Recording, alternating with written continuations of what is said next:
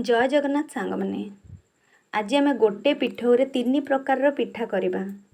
तो से मुझे गोटे केजी कखारू,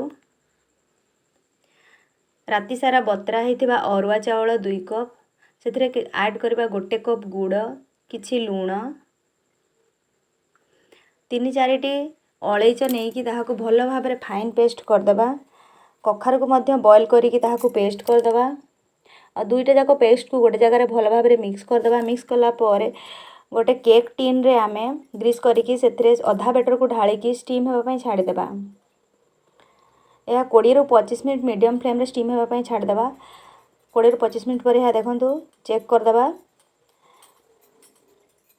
छुरी आमर क्लीन आसी यह सीझी जाइए, तेणु यहाँ काढ़ी ठंडा होगापी आम छाड़ीदे। आउ कि बैटर रे भजा होता पीनट आउ किसमिस को लेकिन भलसे गोलैकी ग्रीस कराई गोटे पैन रे पोड़पिठा सबू बैटर को ढालीदे। आ थिकनेस हिसाब रे आमको 3-4 मिनट पर्यंत 2 साइड आम ताको कुक करदे। आउ पम्पकिन चकुली आम नेबा सिंपली से बैटर को आम पैन रे देकी चकुली तैयारी करनेबा। देखो चकुली रेडी हो जाइए। देखो आमर 3 प्रकार पिठा रेडी हो जाइए, सिजा पिठा, पोड़ पिठा, चकुली पिठा। Thank you.